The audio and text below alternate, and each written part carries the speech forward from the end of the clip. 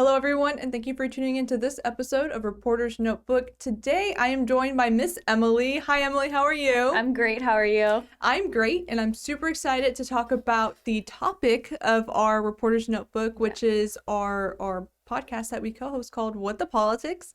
We haven't been able to record one in a while. I know. It's been about 2 weeks. We've been kind of on a hiatus with our podcast, trying to schedule some guests and things. But today we have 3 guests, actually. We spoke to 2 already. We're going to have a 3rd one later on in the day. So we're excited to share who we got to talk to with you guys and the topics that we talked about as well. Yeah, so right now it is Tuesday, June 6th, July 6th. We just had 4th of July, so I should remember, that we are in the month of July. But so the guest that we're gonna roll out for today, his name is Daniel Gerstein.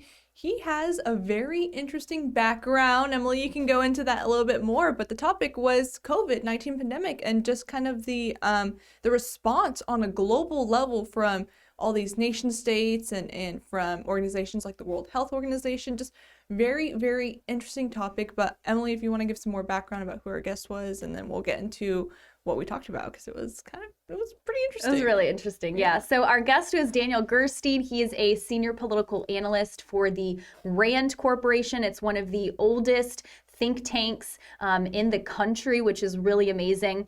He was also an acting undersecretary and deputy undersecretary for the Homeland Security, the Department of Homeland Security from 2011 to 2014. So this man has extensive knowledge, a fascinating background, and he gave a lot of information to us. He's written a lot of articles about the pandemic, where the origins possibly come from with this pandemic, and, kind of ways that we can approach this when it happens again. And that was one of the I think biggest takeaways, at least for me, from that conversation was he was saying, it's not a matter of if another pandemic happens, it's a matter of when it happens, what our next steps are, because he said, it's gonna happen. It's just a matter of when. Exactly. And he's also testified in front of several committees when it comes to, I guess, the response of this pandemic and the response of COVID. He was very critical of the response, which I think is just something that's great to hear from someone who has background and experience from his time at the Department of Homeland Security. I just think that's so fascinating that we talked to someone who worked from the Department of Homeland Security. I had a whole bunch of questions not related to COVID that I just wanted to ask, but I didn't want to take up too much of his time because he's a very busy person and he took the time to speak with us. One thing I did want to highlight from our conversation is the fact that he was like, there are 2 scenarios about the origins of this COVID-19 pandemic that are taking kind of like the global conversation. And he's like, that kind of binary thinking about these 2 scenarios can do more harm than good when it comes to trying to find solutions. And we're not going to know the origins for a while.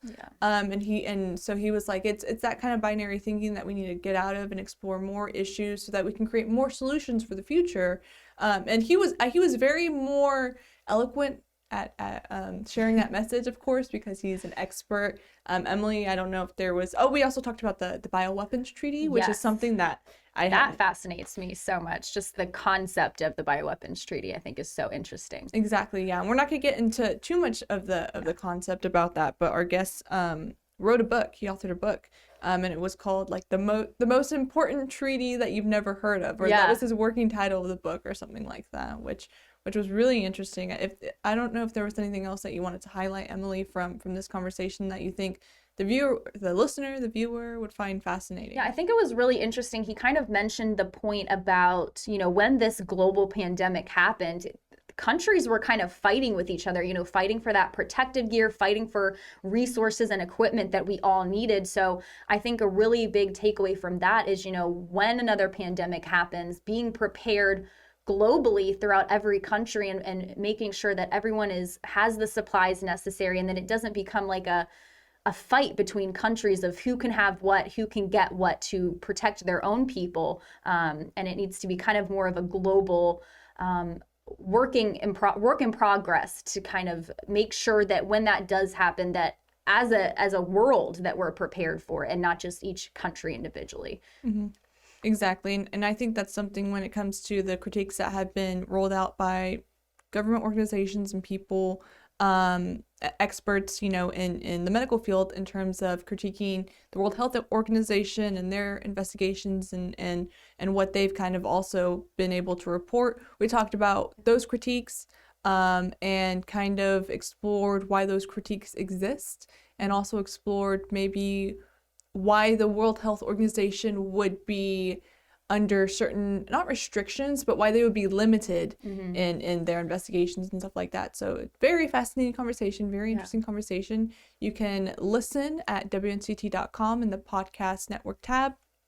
And there's also, he's a senior policy researcher, so we linked the articles that we were referencing in the podcast article that we have. So if you want to learn more about him and what he's doing, you can click those links. And just to get a little bit more background information about what we were talking about. And of course, we explained, you don't need to read the articles to listen to our podcast to know what's going on. But if you just wanted to read, if you're the person that likes reading more than listening, then we'll have his articles there as well. So thank you, Emily, for joining me on this Reporter's Notebook that I'm excited to roll out, because it means that we have a podcast episode. Yeah, yes. Exactly. All right, awesome, everyone. I hope everyone has a wonderful rest of your week, and I hope everyone stays safe this summer during the holiday travels and all that good stuff. Definitely. All right, everyone. Bye.